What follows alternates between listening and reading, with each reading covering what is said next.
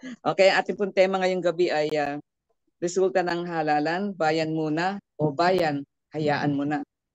Konteksto, ilang araw na ang nakalipas matapos maganap ang halalan 2025, kung saan ay pumili ang mga mamamayan ng 12 senador, isang party list, at mga lokal na opisyal ng pamahalaan. Kapansin-pansin ang pag-angat ng ilang party list na sa una pa man ay di gaanong kapopular o dati namang walang gaanong ginawang serbisyo sa bayan. Sa mga senador naman ay nanatili ang ibang dinadapat na halal o kaya naman ay may ibang nakabalik sa dati nilang pwesto. Malaki ang naging panghihinayang ang nadama ng mga taga-suporta ng Makabayan Bloc candidates, pati na ang mga party list gaya ng Bayan Muna na maaaring tuluyan ang maalis sa listahan at ang nakabiting lagay ng iba pa gaya ng AK, Kabataan at Gabriela. Sa larangang ito na mga progresibong personahe at mga partido ay nire-red tag, sinisiraan, ginagawa ng mga kaso at issue ng diskwalifikasyon, nanatili pa rin silang matatag na nakapangampanya at naibahagi ang tunay na plataforma para sa mamamayan at ganap na pagbabago sa lipunan. Sa nagaganap ngayon na nakaambang pagkawala ng bayan muna at pagkatalo ng mga makabayang kandidato, naririnig natin sa kanila ang buong pusong pasasalamat sa lahat ng sumuporta at patuloy sila sa kanilang paglilingkod sa bayan. Magpapatuloy pa rin ng bayan muna at hindi hahantong sa bayan, hayaan mo na. O yan po ang ating konteksto. Medyo kinikilabutan ako. Sabi nga ni Jean, nung tanungin ko, hindi pa rin daw siya makamove on. Maski po kami nandito sa Pilipinas, talagang kita naman namin nakita ko yung yung pangangampanya at saka yung pagsalubong ng tao sa mga makabayan na candidates natin at saka sa party list natin, talagang mainit. At kakaiba yung, sabi nga, yung gimmick na ating mga kasamang kandidato. Pero, ayun, Although yun ang ating nagano. kaya ngayong gabi, ihahatid naman natin ang kasama Mm-mm. natin na ika nga ay siya mismo yung nakiharap sa nakaraang kampanyahan itong eleksyon na Oo. ito. Ha?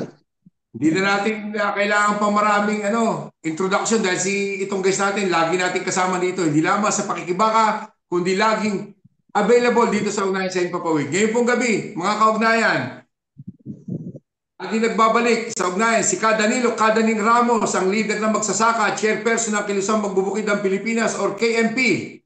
Daning, magandang umaga sa iyo dyan. Kumusta ka na po? Magandang gabi ka Edwin, Kadits, Egay, Jean. Magandang umaga po sa mga kababayan natin dito sa Pilipinas. Sa akin po, dun sa tanong nyo ay maayos ang kalusugan, mataas ang moral, at gusto ko pong banggitin na mula sa inyong lingkod ang taus-pusong pasasalamat sa mga kababayan nating OFW na sumuporta sa amin, nagpakilala, nagpahayag at gumawa ng iba't ibang paraan, ibinoto kami. At maigi po na yung mga pamilya nyo na narito sa Pilipinas, nais ko pong banggitin sa pangalan po ng KMP at ng Makabayan ang taus-pusong pasasalamat sa napakainit po na suporta sa amin sa panahon po ng 90 araw ng pangangampanya. Nakaikot po ako sa mga piling lugar sa Luzon, Visayas at Mindanao, at napakaganda po ng kanilang ipinakita. At nagulat ako, nakabalik na pala si Kadits bago ang eleksyon, nagkita na kami. So, mabuhay po Nakapangampanya pa kayo. rin po. Opo, gusto ko lang maigi pong banggitin na doon sa inyong tema, hayaan na ba o ipagpapatuloy? Para po sa amin, napakahalaga po na ang eleksyon po isang araw lang. Ah, Mahalaga po na pagkatapos ng eleksyon ay paano yung pagtutuloy-tuloy dahil alam nyo, meron po kaming mga kababayan dito na parang sila ay nalulungkot, bumababa ang moral, pero gusto po nating ipakita at banggitin kung meron man pong nasisiraan ng loob at nalulungkot ay mahalaga po na pangibabawan dahil kilalanin po natin na ang labanang elektoral ay labanan po ito ng mga naghaharing uri. At lalo po, hindi lingid sa inyo, umiiral sa mahabang panahon ang guns, guns, and gold sa ating bayan. Kahit po sa pahayag ng European Union, nakita nila ang vote buying, maraming mga problema. At gusto ko pong banggitin na talaga pong palpak ang naganap na botohan sa termino po ng iba dahil ang botohan po dapat ay democratic process. Kung sino yung gusto ng mga kababayan natin, yun dapat ang masusunod. Pero nung pong marami, 2010 hanggang 2025, 15 years natin, dito po sa automated election system, dati po ang Smartmatics, imagine, halalan sa Pilipinas pero nakabase sa Estados Unidos. Yung katatapos na eleksyon, Miro, South Korea, hindi rito sa atin. At grabe po yung karanasan natin sa automated election system. Nagkaroon po kami ng meeting, joint meeting ng mga kasama sa CPU, Computers Professional Union at ng Kontradaya. Alam nyo, senior sa amin, nais ko lang banggitin na yung pong tampok na ginawa nila, yung pong final testing and sealing ay merong discrepancy. Yung pong ipinakita nung una ay iba na nung malapit na yung eleksyon. At alam nyo po ba, May 5, nagkaroon muli ng meeting sa kanila at doon nila nalaman na ang laki po noong mga pagbabago. Hindi ipinapaalam sa kanila yung tungkol sa mga tawag nito, yung pagkakaroon ng transparency. At isang tampok na binanggit nila na mahalagang malaman po ng ating mga kababayan ay yung pong tungkol doon sa pagbabago na ito po, mula po doon sa B3 dot 4 ay magkaibang code po ang pinakita nila. Ito po yung B3.50. Ngayon, binago po yung hashcode. Nagtatanong po kami, ano ba yung hashcode? Ang klaro po dito, yung hashcode ay fingerprint, no? Fingerprint ng computer na ginagamit. So, pag binago, may mga malaking implication po ito sa letra at saka numero. Ang numero po ng 100, pag makapag-celebrate kasama ng po siya 0, dito. Birthday magiging cake. 1,000. I think Dawson will be really happy to So, hear from his family. yung pong May sumabay na software. Hello? Sige po. sumabay na Sige po. tunog. Okay. So, napakarami pong mga pagbabago. Halimbawa, ito po, hindi maipaliwanag ng klaro ng COMELEC na at narinig ko rin po ang pahayag ni Miss Ana de Villa Singson na hindi sila makatanggap noong transmission at nabalam pero nung matanggap nila ay napakalaking volume. Bukod pa, first time in history ang sabi niya, ang daming complaint na natanggap ng PPCRB nitong nakaraan. So, grabe po yung overvoting, 7 lang ang imbinoto, naging 12.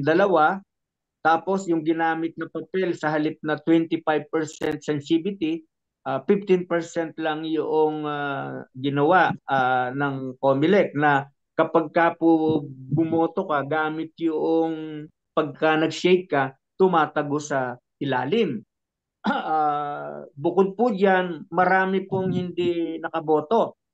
Ayun, gusto ko lang banggitin na yung pong mga proposal ng kontradaya ng makabayan at ng ating mga kababayan na dapat po ay manual sa precinct level.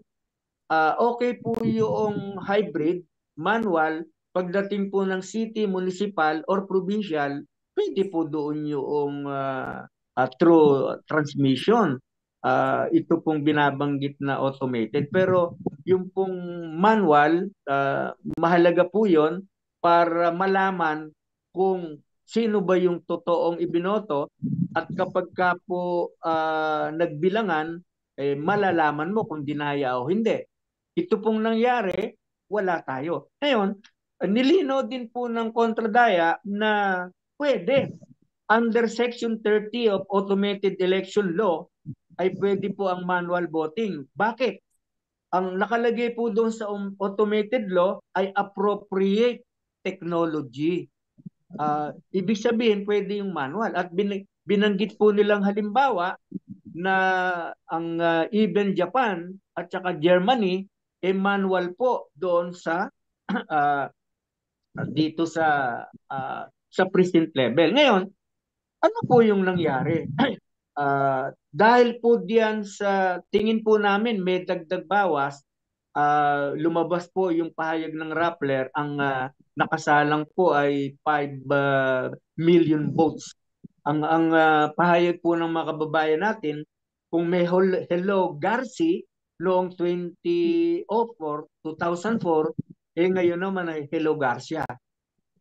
Dahil alam niyo po ba na bantog ang Miro sa kanyang notorious po ito sa masamang karanasan sa iba't ibang bansa. At dagdag pa rito, alam niyo po ba 18 billion pesos ang ibinayad ng gobyerno dito po sa Miro na nung una pong bidding hindi ito nakapasa, pangalawa pinayagan na, at 110,000 pesos ang bayad po doon sa per unit ng ACM. Ang sabi po ng mga kasama natin, only simple laptop or table ang gagamitin at meron po tayong available. So ang punto, grabe po yung nangyari sa atin at isipin mo po ang ulat po ng mga kababayan natin na pinag-uusapan po natin. Yung bayan muna members sa mga piling lugar, hindi naabot yung boto kahit po yung kanyang membership. So, palatanungan po yon. Pangalawa, hindi po lingid sa inyo ang nangunguna ngayon ay akbayan. Malaking katanungan po ito na yung wala namang ganong mass base, hindi katulad ng ating mga party list, sila ngayon yung nangunguna, palaisipan po why sa Quezon City, mas marami pa yung akbayan kesa sa SBP ng partido politikal ng mga Belmonte. So iyan po mga ilan lang na mahalagang pag-aralan. At sa Cavite po, merong naging ulat, nagprotesta po yung mga member natin ng Gabriela kasi nabawasan ng 50,000. Hindi po lingid sa inyo, ang number 1 na vote rates ay ang Cebu, pangalawa po ang Cavite. Ang objective po ng gobyerno ay ma-eliminate all makabayan party list. Lalo na po ang Bayan Muna, ACT, KPL, at saka po ang Gabriela. Pero nabigo ang gobyerno para eliminate lahat yan. At gusto ko pong banggitin na kanina nabanggit ni Kadit, alam nyo, labis po yung kaligayahan ko dahil sa pag-ikot ko po ay hindi lang po mga magsasaka ang mangisda. Even mga TODA, yung pong mga tricycle driver, JODA sa mga palengke at sa mga school, colleges and universities, napakainit po nila.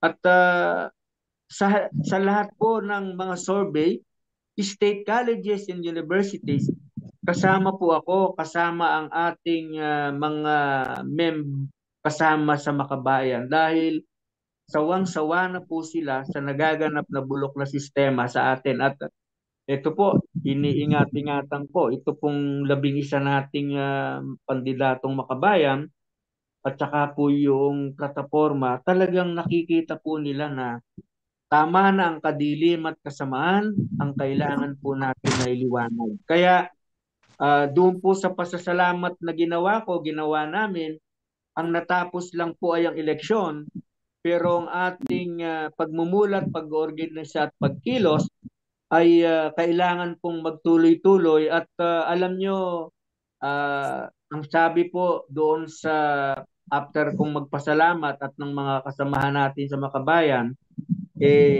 ang ngayon ay 2025. Meron pang susunod na 2028 at maraming mga kababayan natin talaga ang nagnanais ng pagbabago. Kaya nag-uusap nga kami, nako, pwede pa ba?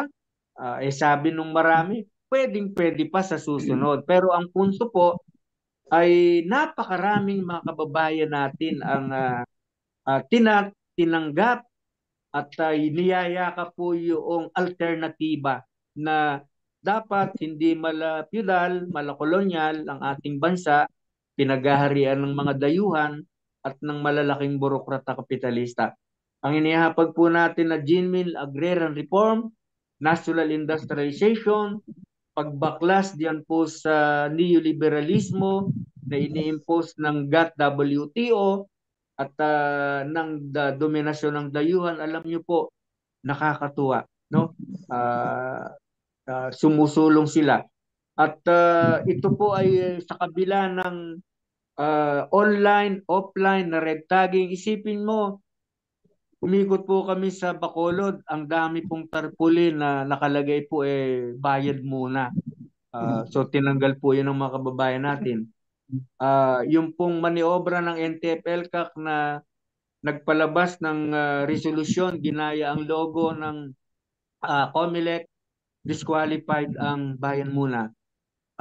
Halos sa araw ng halalan, ang mga kabaong sa Quezon City, San Jose del Monte sa Bulacan, Tarlac, na ginastusan po ng totoong kabaong.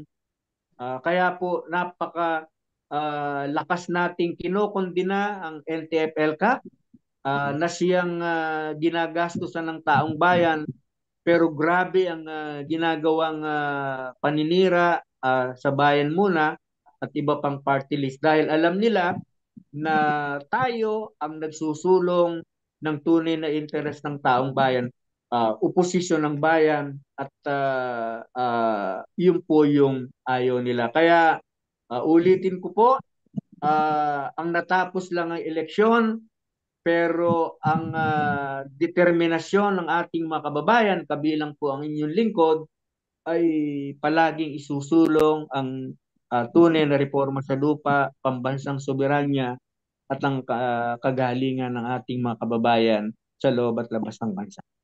Masusugan ko lang yung sinabi ni Kadaning na paninira, no? Yung paninira medyo talagang widespread na sa social media. Pero mismo sa laylayan, tulad ng binanggit kanina ni Kate Di Casino doon sa interview sa kanya ni Christian Esguera, talagang matindi yung paninikil, yung harassment, pananakot, at talagang yung isa sa mga naging dahilan daw kung bakit dumating sa puntong ganito nga, na ang bayan, number 1 na pinakamaraming boto noong 2001 na nag-umpisa ang party list system. At isa sila, talagang bayan muna ang pinakamaraming naisabatas sa Kongreso na party list. Talaga nakakapagtaka. Pero dahil ipinaliwanag nga kanina ni Christian ni Katedi kung paano yung ginagawang paninikil ng NTF-ELCAC at saka ng mga Duterte, ito naman kasalukuyang gobyernong Marcos wala namang ginagawa. Dahil kung talagang desidido itong gobyernong Marcos na tuldukan na ito mga paninikil at ginagawang paninira na ito sa progressive groups, abay dapat i-dinisolve na yan. Tinanggal na yung NTF-ELCAC na yan. Kapegay, baka may tanong ka kay Kadaning o may maibang bahagi ka sa ating diskusyon ngayong gabi. Yung kumbaga malinaw naman yung binanggit ni Kadaning. Sabi ng mga nang uurot sa atin, mga nang-aasar sa atin, talo raw tayo. Pero kadaling, tanong ko lang, meron bang natalo na nakapag-not-seat, national situationer sa national TV? Pagka lang na-not-seat kayo sa national TV, talaga natatauhan sila dahil nakikita nila yung tunay na kalagayan ng ng ating bansa eh. Yun ba masasabi natin pagkatalo yun, kadaling? Oh, tingin natalo tayo sa AES Sa ng bilangan. automated election system, pero sa taong bayan kami ang panalo. Isipin mo na sa amin sa inyong lingkod halos mahigit kumulang 4 na milyon yung bumoto sa akin at milyon-milyon sa hanin ng mga kababayan natin. Kaya doon po sa naikutan natin, alam niyo po ba na nung pumunta po kami ng magkaroon ng meeting de avance sa Ilocos, ang sabi po ng mga makabayan, since 2018, dahil sa matinding atake sa kanila, hindi sila makatipon. Pero nung pong meeting de avance sa San Fernando, La Union, galing ng Ilocos Sur, Ilocos Norte, La Union, halos 600 katao yung dumalo. Pwera pa po yung nandun sa plaza. Nung dumalo po ako ng assembly sa Negros, bago pa po ang pandemic, hindi nakakatipon yung mga kababayan natin sa tindi ng atake. Pero alam niyo po, galing ng North and South, nagtipon po sa Bacolod City, and then nagkaraban po kami from Bacolod City to Victoria City. Halos po kulang-kulang 1,000 yung dumalo, lahat-lahat. Ganon din po sa maraming lugar, sa Mindoro at sa marami pa. At nakita po nila na meron palang ganito. Meron nga pong mga umiiyak kasi po kahit sa Leyte, kasi nga hindi naman lingid sa inyo ang ginawa niyan, di ba? Pangbobomba, at yan nga naging martir yung mag-asawa no na NDFP consultant, pinasabog yung kanilang sinasakyang bangka. Umiiyak po sila. Tuwang-tuwa na sa kabila ng ganito kahabang panahon, meron pa pala. Kaya nga po ang inyong lingkod kahit sa mga kabataan, alam nyo, nakakataba ng puso na isang magsasaka, mangingisda, manggagawa, maralitang lungsod, nangahas na lumaban. At lahat po sila ay nagsasabing kapuri-puri yung ginagawa ninyo kasi alam naman nila na ang nagastos ng mga bilyar si Camille sa PCIJ, no? Philippine Center for Investigative Journalism, more than 3 billion pesos sa ads. Kulang-kulang 3 billion si Aimee.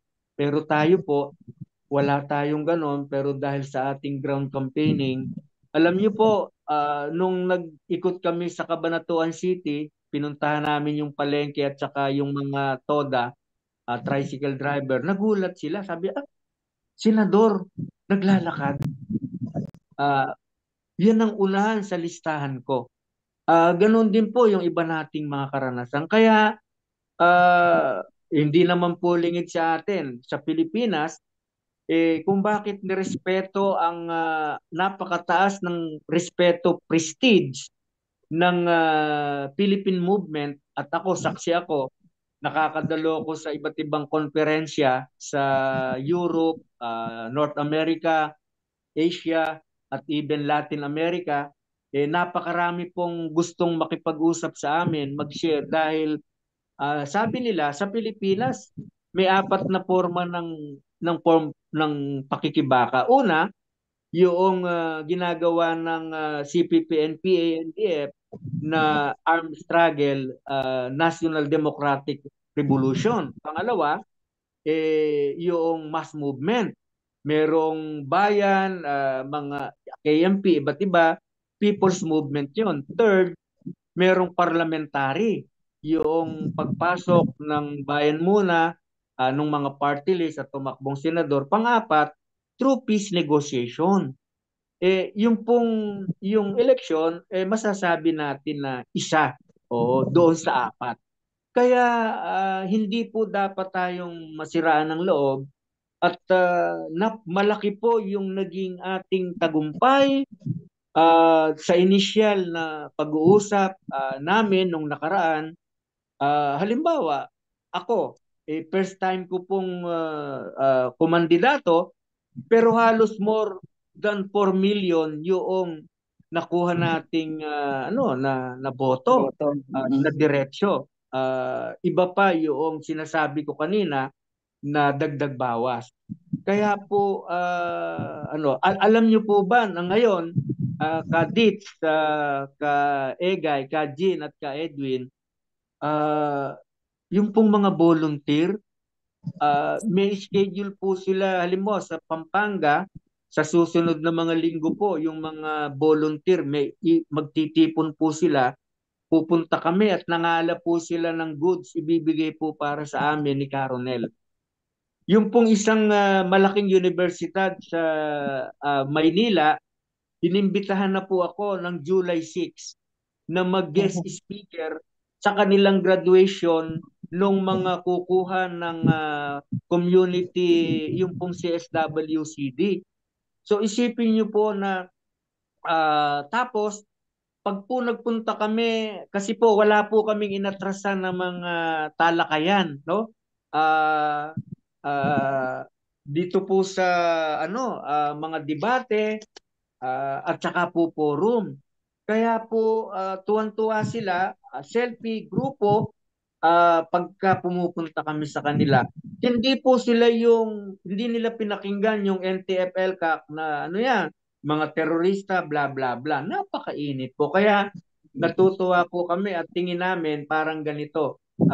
Yung may edad, siyempre katulad namin, at saka yung kabataan, mahalaga po na magsama. Pero eto, Kadits, na nakita mo naman dito nung eleksyon. Alam nyo po, sa aming pinagsalitaan ni Caronel ng mga meeting di avance, ang sabi po namin before election ay ganito. Mga kabataan, tumungo sa presinto sa Mayo 12 sa mga voting precinct. Pero ang hiling namin, pagkatapos ng eleksyon, sa Mayo 12, ang mga kabataan at estudyante tumungo sa kanayunan. Bakit? Para tumulong sa mga magsasaka, mangingisda, katutubong mamamayan at agri-workers para sa pagmumulat, pag-oorganisa at paglahok sa produksyon. At alam nyo, marami po ang nagsabi na gagawin nila yon. Kaya ulitin ko po, tapos na ang Mayo 12, pero ang ating pong tungkulin at paghahangad ng tunay na reforma sa lupa, palakasin ng lokal na produksyon ng pagkain, matigil po ang ginagawa ng Estados Unidos at ng China sa ating bansa. Dapat magkaroon ng pambansang soberanya, pero dahil ang gobyerno noon po si Duterte ay tutang-tuta kay President Xi Jinping ng China, ngayon naman si Marcos ay yung pagpapakatuta niya sa imperialistang Estados Unidos sa ngayon ay kay Donald Trump. Kaya po, walang aasahan ng taong bayan sa dalawa. At alam nyo, eto, Kadit, Kajin, Kaegay, Ka-Edwin, sa pagtatagumpay ng signifikanting bilang ng mga senador, katulad nila Bongo, Bato at saka Marcoleta, asahan natin na hindi may impeach, hindi magkukonvict si Sara Duterte sa hinaharap. At pinaghahandaan na po nila ay ang 2028, pag hindi na-impeach, hindi na-convict, tiyak tatakbo yan na presidente sa 2028. At si Marcos Duterte wala uling pagpipilian. At asahan natin mula ngayon hanggang hinaharap ay titindi ang red tagging, atake, dahil si Marcos naglabas pa ng executive order, ang tanda ko ay number 83, strengthening ang NTF-ELCAC na kinreate ni Duterte under executive order number 70. Kaya kailangan po talagang maging handa tayo at maging matatag dahil from 2025 hanggang 2028 ay titindi ang pandarahas, pampulitikang panunupil, krisis sa ating ekonomiya at politika dahil hindi nilulutas ang ating fundamental problem. At dagdag pa rito, ang political dynasty, ang mayorya po ng mga party list ngayon ay hinajak ng mga political dynasty.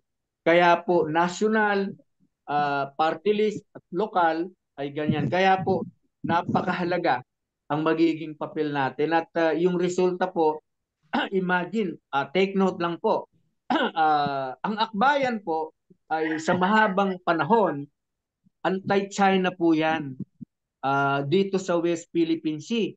Pero wala po kaming nalaman at nakita na nagprotesta yan sa US Embassy.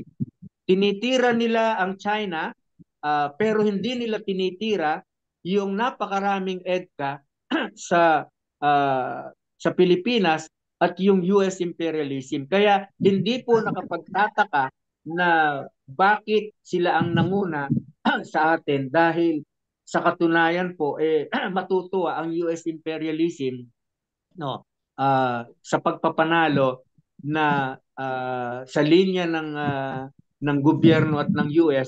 Tirahin niyo ang China diyan sa West Philippine Sea, pero tuwan-tuwa. Remember sa dinaluhan po nating forum, Kadits, ay sa Pilipinas po ay hindi allow, illegal ang dynamite fishing dahil po sumisira sa isda. Pero why? Yung pong mga balikatan exercises sa Ilocos Norte at marami pang lugar, merong tinatarget sila air to ground, binobomba po yung Tinatamaan. object, sumasabog po yun. Ibig sabihin po, ganun katindi yung pagsira sa ating biodiversity at pinapayagan po ng gobyerno consistent. Yung balikatan po ay regular. Kaya po, grabe. Bukod sa hindi pwedeng makapangisda, yung mga mangisda sa isang partikular na lugar, magsasaka. Kaya dapat po US-China layas, atin ng Pinas, dapat ipaglaban natin ang pambansang soberanya. Independent foreign policy. Iyon. Kita nyo yung sinabi ni Kape. Edwin, meron lang ako may idadagdag lang ako doon sa sinabi kanina ni Kadaning. Nagawa man nilang nakawin yung boto ni Kadaning, ni Ronel at ng iba pang member ng Makabayan Bloc. Hindi nila mananakaw yung malasakit at kagustuhang maiangat ang buhay ng pangkaraniwang Pilipino. Patuloy tayong lalaban. Yun lang po. Correct. Tama. Kaya nga hindi nga matatapos ang sa halalan ng laban. Sa Oo, labas o hindi sa loob natatapos ng halalan. mapapatuloy ang bayan muna at ang mga makabayan na candidates natin sa kanilang paglilingkod sa bayan. Sabi nga, yung pagkakaisa at kolektibong pagkilos ng mga mamamayan, iyan ang dapat nating pagtuunan ng pansin para sa tunay na pagbabago. Yung mga katulad nila Kadaning, nila Caronel, nila Lisa Masa at ng iba pang nating mga kasamahan, iyan ang isang talagang example ng mga leader ng ating lipunan. So kaya nga doon na maidugtog ko lang sinabi ni Kapege kanina doon sa mga nanguurot, natalo daw tayo. Excuse me. Kadaling senior citizen yan. Lahat ng sinasabi niya, spontaneous yan, Ngayon, kung kayo yung mga kandidatong ibinoto ninyo, pinagmamalaki ninyo, yung mga tulad ni Bato, tulad ni Bongo, at sa mga ibinoto sila Philip Silvador, mahiya-hiya naman kayo, baka sa pagtulog ninyo mamayang gabi, pag-isip-isipan nyo, tama ba ang ginawa ninyo? Dapat magkaroon ng batas ang COMELEC na mag-uutos compulsory ang national debate sa lahat ng kandidato para malaman. Dapat nga yan Tama yung sabi ng ating kasama dito si Kaploida, kinakailangan ang electoral reform. Napaka-importante niyan bago sana mag-2028. Di ba? Kaya nga sabi ko, natin yung 3 taon na darating. Kadaning, Sige, Kapege. Kadaning kanina nabanggit niya yung hybrid, Kasi maano yan, kumbaga parang istrano o kakaiba, hindi pa naintindihan ng mga kababayan natin yun. Yung hybrid, yung sa present level, boboto tayo ng manual. Kasi kung tutusin natin sa buong mundo, mangilan-ngilan na lang yung gumagamit ng automated election system, electoral system. Tayo na lang, tsaka ilang bansang mga ano, pero yung mga US, Europe, puro mga hybrid yan. No? Ibig sabihin, sa present level, obligado mong iboto yung, isulat yung kandidato mo at bibilangin manually. And then, Manually. pag nabilang na manually sa per presinto, tsaka lang itatransmit yan through automation, ano? Automated Opo. process. So, Yes. Kadaning, ano yung plano ng Makabayan para i-push through o itulak itong panawagan na to? Alam nyo, tama po kayo. Mula ngayon ay ipupus na yan. Kasi po may mga nakita ring weakness na naipus ito nung mismong malapit na at saka yung actual na eleksyon. Kasi ulitin ko po, 15 years na po yung ating experience, no? Pero grabe, palala ng palala at hindi po totoo yung sinasabi po ni COMELEC Chairman George Garcia na mabilis. Hindi po usapin kung gaano kabilis yung pagbilang kung meron namang pandalaya at alam niyo po, yung pong pagboto hindi simpleng ano lang yan, pagbilang kung ilan. Yan po ay napakahalagang democratic process. Dapat yung naisin ng taong bayan ang siyang masusunod. Correct. Hindi po yung Yung ang interest nila. lumilitaw kung sino ang pipiliin ng Estados Unidos, ng mga dayuhan, yun yung lalabas. At imagine, halalan sa Pilipinas, pero yung mga machine ay nasa US, nasa South Korea. Grabe yun, no? Ano yan, pakikialam ng maituturing nating pakikialam. Bukod pa, ulitin ko, gumastos ng 18 billion pesos ang gobyerno para lang sa isang grabing palpak na automated election system. Ulitin ko po, pwede sa automated election system law, pwede po ang manual voting kasi ang nakalagay lang po doon ay appropriate technology. Hindi po bawal ang manual sa present level. Kasi sa ngayon po, pag nagreklamo ka na nadaya ka o nadaya ako o kung sino man, wala kang, di ba? Wala kang ebidensya. Walang Wala kang ebidensya. patunay. Kaya Totoo. po, isusulong na po ngayon yung manual voting pero bukod po doon, siyempre tuloy-tuloy na edukasyon sa ating mga kababayan at totoo po na malaki pa ang kailangan nating abutin sa pagmumulat sa ating mga kababayan dahil po ang mga politiko, ang mga political dynasty, kung matatandaan niyo po yung 21 billion AX at saka 5 billion pesos na napunta sa Senado na yung pong mga ayuda, ano po yan, patronage politics. Pagka po nakatanggap yung ating mga kababayan, siyempre doon sa utang na loob, sinasamantala po yan ng mga political dynasty. Kaya po mahalagang tungkulin talaga natin pagmumulat, pag-organisa. At gusto ko palang banggitin, yung actually, Kadits, Ka-Egay, Ka-Jean at saka Ka-Edwin, before election, alam niyo bang may dalawa tayong mahalagang tagumpay na nakamit? Ano po yun? Napa-impeach natin si VP Sara Duterte. No? Pangalawa, nakulong ang tiranikong Rodrigo Duterte sa Netherlands. Hindi po simple yon. Yan po ay bunga ng masigasig nating pagkilos ng mga kababayan natin. Imagine naman, Kadits, 612.5 million pesos, ang katumbas po niyan ay 66 kilos of rice para sa 6 na buwan nakakainin natin ng inyong pamilya 114 million Pilipinos. Kay BBM po yon, hindi raw po yun malaki. Hindi mahalaga. Pero sa atin pong mamamayang Pilipino, ang 6 months na kumain tayo, makain natin yon, mahalaga po yon. Kaya nagtagumpay po tayo at naipakulong din natin yung ng biktima. Ang pinapalabas po ng mga Duterte, family at saka mga taga-suporta, biktima raw. No.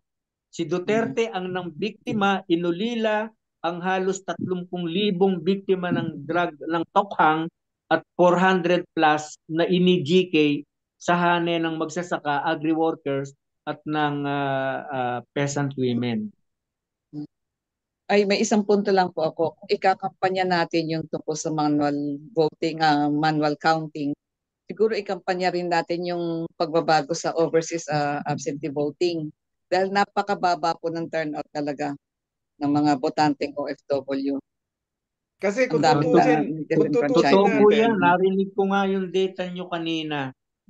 Kasi kung tutusin po natin, yung online voting, wala po sa batas ng Omnibus Election Code yan. Pero isiningit nila, ipinilit nila.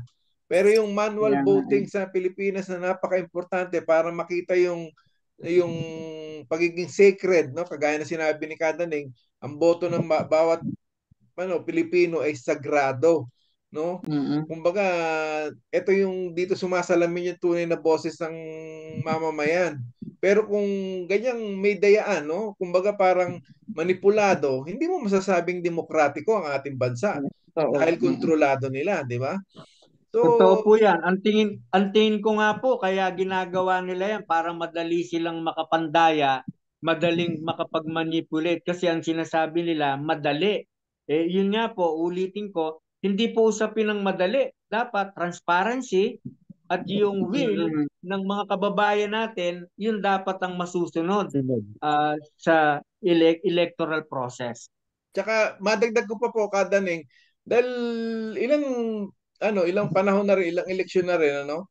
Kadalasan yung mga survey, pag sinabi mong survey ng mga survey firm, 80 to 90% yun ang lumalabas sa sa eleksyon.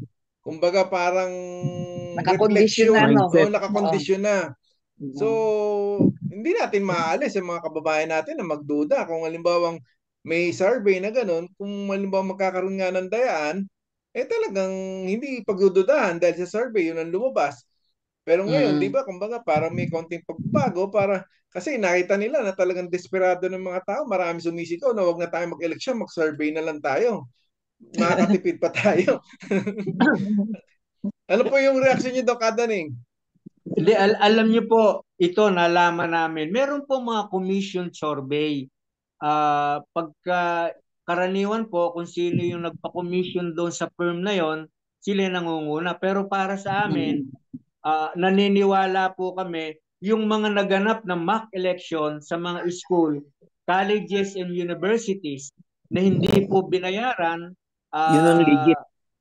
Opo, natural yon. Alam niyo po ba na all school, colleges and universities, halimbawa ang inyong lingkod, pag hindi number 2, number 4, number 6, at meron pong 5 na ako yung nanguna.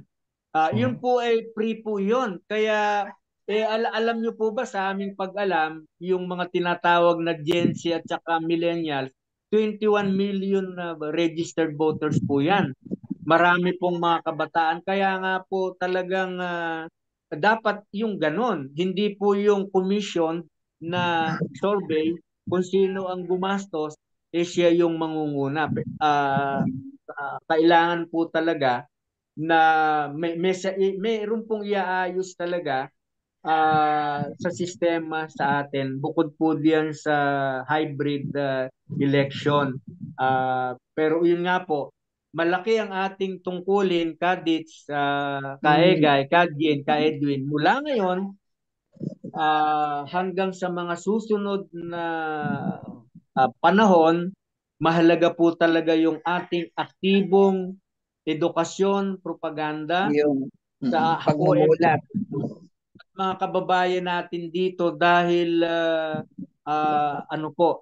marami na ang namumulat. At gusto ko pong banggitin ito, maling-mali ang sinasabi po ng NTF-ELCAC ng gobyerno, yung daw pong mga kabataan ay nabi-brainwash natin.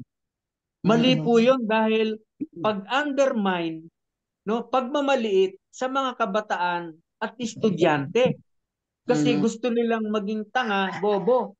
Pero ang mga kabataan po natin matatalino, kaya sila nakikisangkot at kumikilos at iginigiit po ang kanilang karapatan akademiko, karapatang tao, karapatang pang-ekonomiya. Kaya ganyan po sila mag-isip, undermining, minamaliit, at gusto nilang status quo. Pero sa nakita po namin sa kampanya ng 90 days, ay ang mga kabataan, porsigido at determinado, napakainit. Hindi nila iniisip na pag nagpakuha ng litrato sa amin, sa inyong lingkod, selfie man o as a group, yun po ay patunay na hindi sila naniniwala na kami ay terorismo at masamang tao. Bagkos, masugid na pagtaguyod ng interes ng ating mga kababayang Pilipino sa loob at labas ng bansa.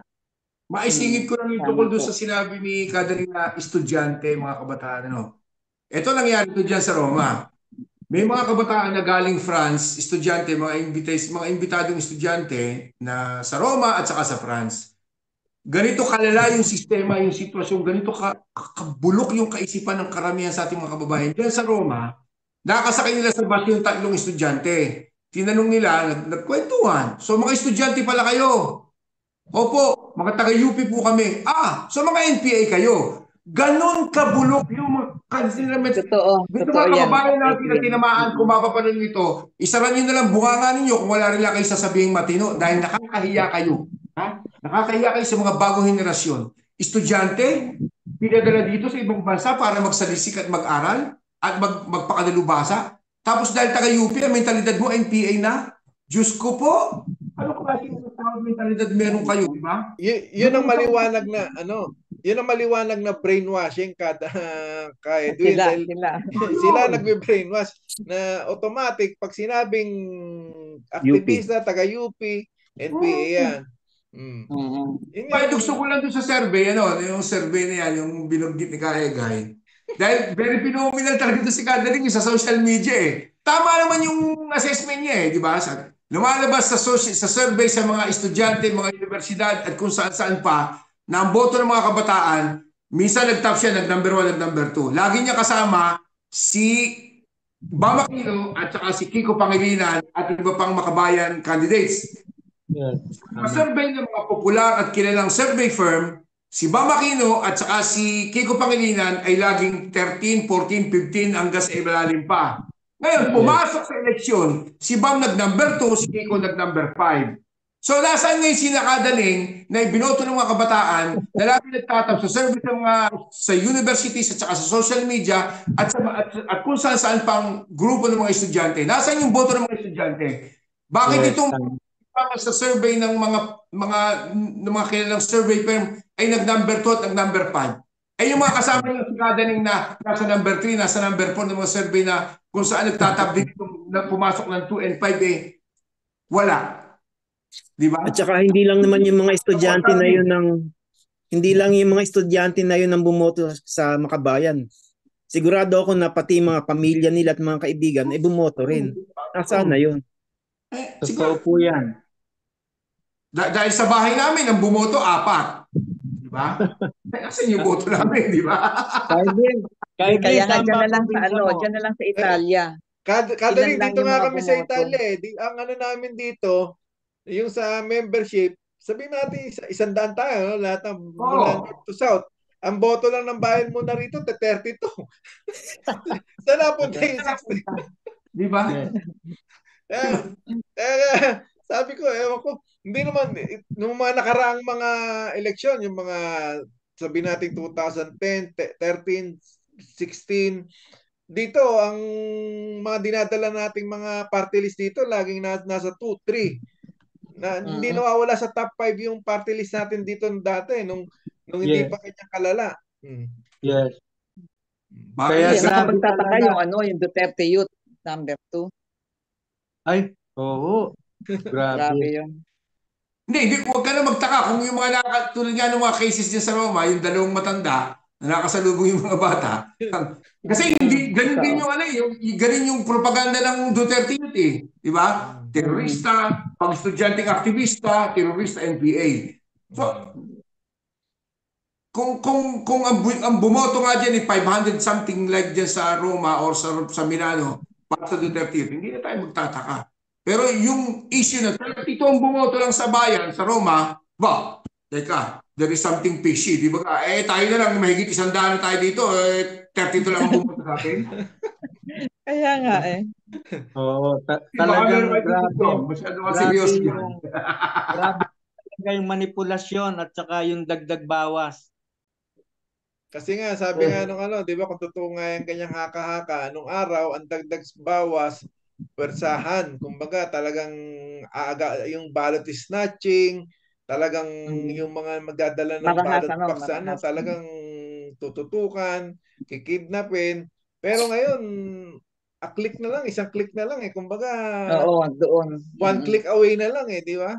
Kaya nga yung yung tanong pa doon eh, di ba, nung nakarang election 2022, after 1 hour, kumbaga, bumuhos na yung mga yung mga boto nung 2022, pero ngayong 2025, after 2 hours, saka lumabas yung mga tali yan, di ba? Yung mga boto. Anong paliwanag doon, Kadaning?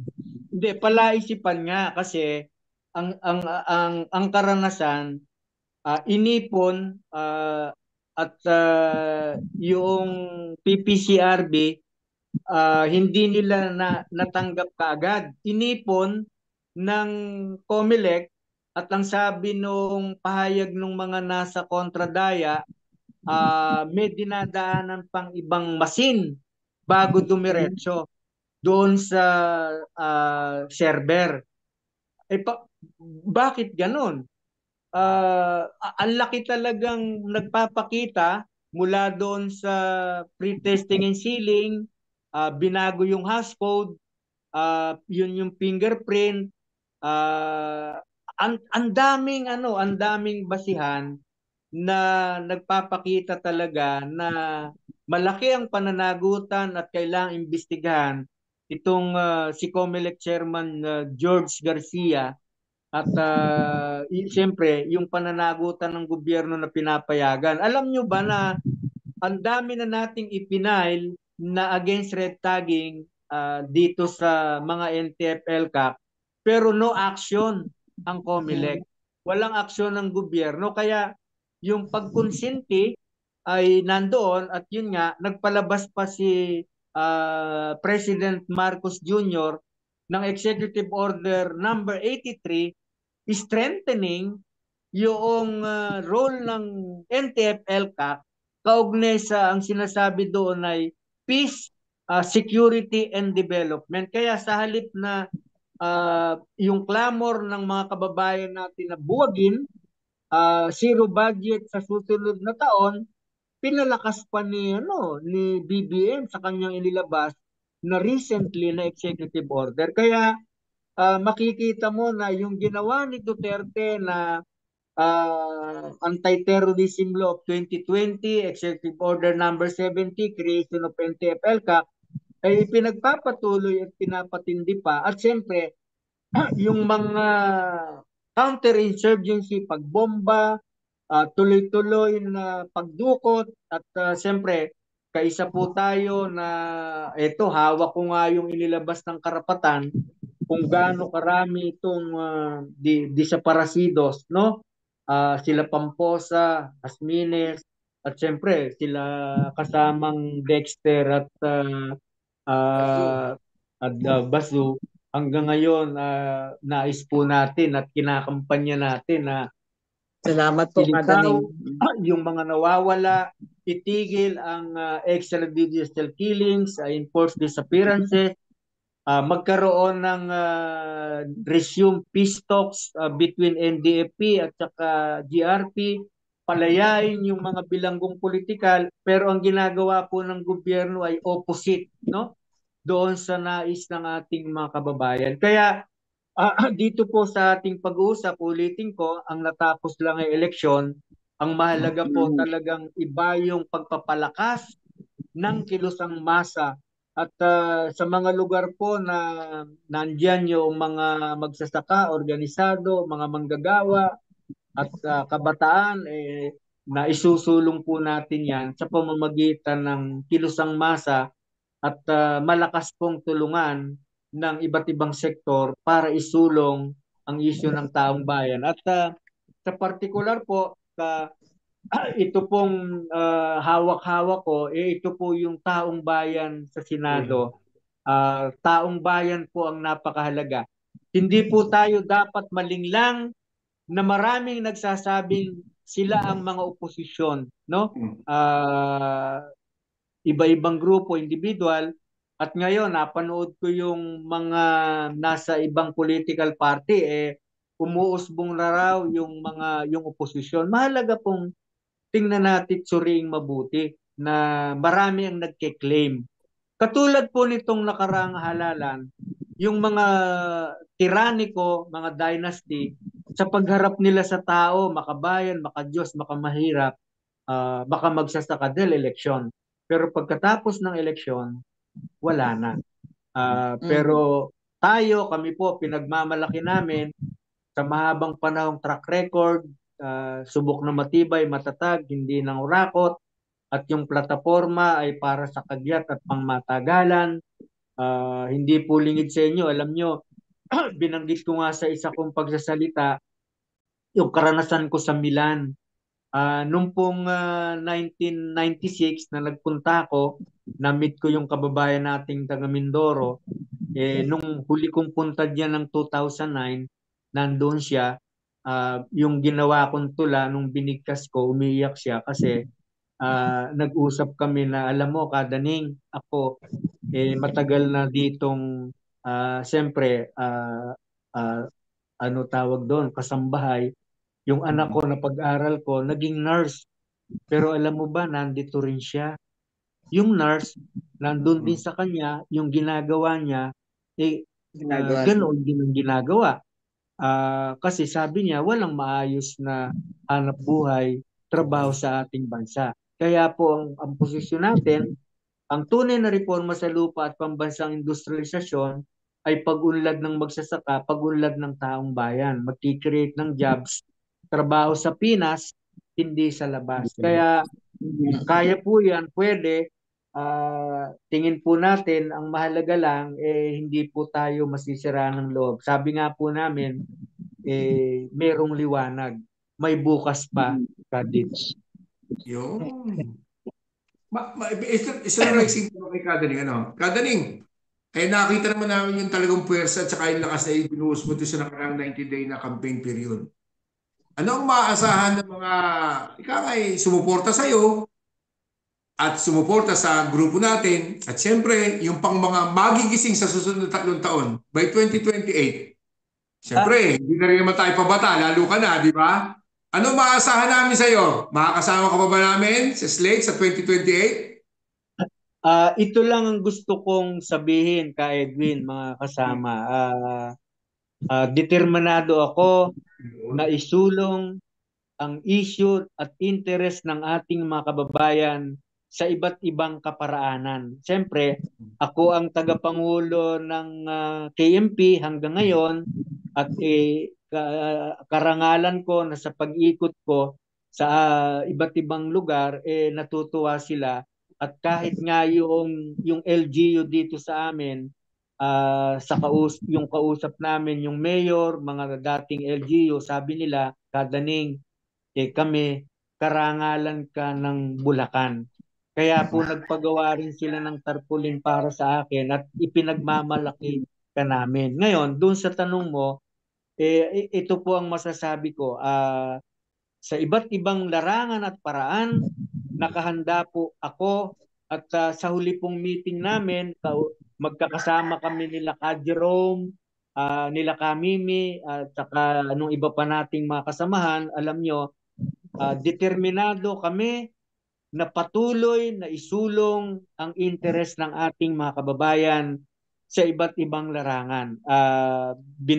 Ang sabi nga po nila, nung nahuli kaming nagkita, Kadaning, paano sa mga susunod? Siyempre, kung iniingatan po natin yung ating kalusugan, at alam nyo ba doon sa 2,300 na comment sa social media, alam nyo po, very common, sabi nila, Kadaning, nagtanim tayo ngayon, aani tayo sa 2028. Kaya sana sa 2028, Tama ka. kumandidato ka pa rin. Natatawa ko. Ang sabi ko, siyempre, basta't kaya ng kalusugan at iniingatan ko po, sinisikap ko na mag-exercise, healthy food, para nung sa ngayon, alam ko matagal pa ang laban. At siyempre, pag-uusapan namin yan ng KMP at ng Makabayan kung sa tingin nila, isang akuli yung magpatuloy, ako po naman, lagi kong sinasabi at pinagmamalaki na basta sa interes ng bayan. At alam nyo, kahit po yung pamilya namin, very proud sila sa akin. At Kadits, nung bang MDA, nandito ka pa sa Pilipinas? Nung 9? Hindi, nandito pa naman ako sa Pilipinas. Andiyan pa sa Pilipinas, Kadaning. Alam mo ba yung Hindi po yung ako nakapunta dumalo po noon sa Maynila dahil hapon, alas 5, takot akong lumakad mag-isa paluwas. Alam niyo po ba, libo-libo ang dumalo. Oo, Tapos nakita ko, nandoon pinanood ko. yung apo namin, di ba nakita mo na bumigkas ako ng tula, ano yan, binhi ng pag-asa, kaugnay ng tema, sumisigaw yung mga apo ko doon. Sabi, tatay ko yan. So, anyway, Nakaka-proud po talaga noon. opo, alam niyo po, ako maligayang maligaya. Halimbawa, dito po sa aming baryo, ako yung nag-number 1.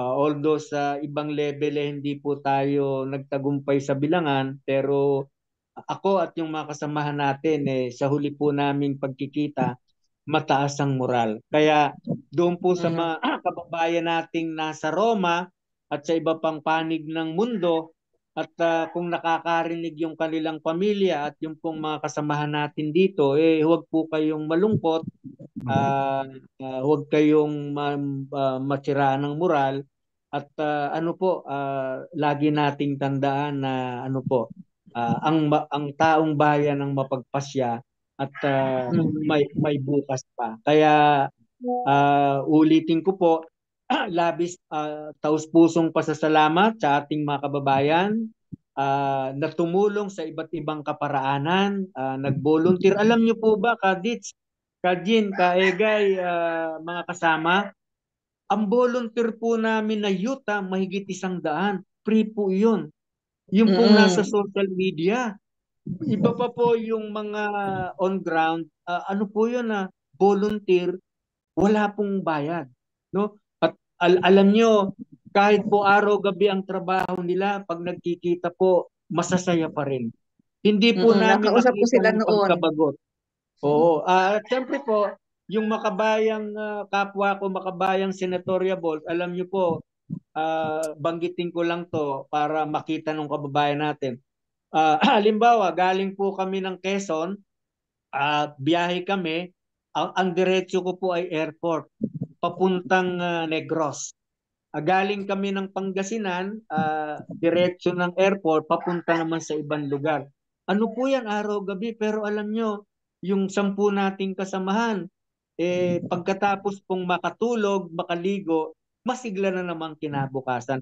Gayon yung mga kampanyador din natin masa, kahit hirap na hirap sila, makikita mo yung ngiti at very determined.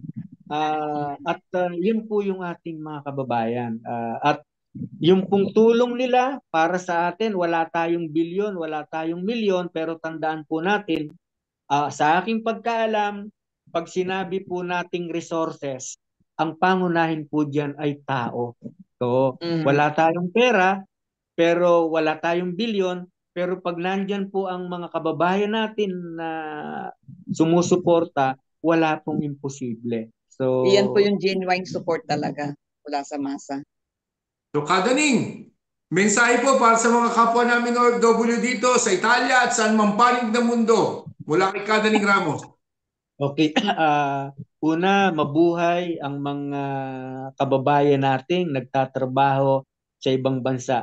Alam ko po yan dahil yung pong aking dalawang anak nasa labas din ng bansa. Kaya mabuhay po kayo. Alam namin kung gaano kahirap ang sakripisyo ng malayo sa pamilya, pero nandyan po kayo para sa pamilya at para sa bayan. So, maraming salamat po. Mabuhay kayo. At asahan nyo po na si Kadaning at kami dito sa Pilipinas, patuloy ang pakikipaglaban para sa inyong kagalingan. Tunay na reforma sa lupa at pambansang industrialisasyon, palakasin ang lokal na produksyon ng pagkain, at laban po sa panghihimasok ng mga dayuhan. At ulitin ko po, mahalaga po ang ating aktibong pagmumulat, pag-oorganisa matapos ang eleksyon. At tuloy po ang ating pakikipaglaban dahil mula ngayon hanggang 2028, malaki po yung magiging implikasyon ng krisis sa politika at ekonomiya.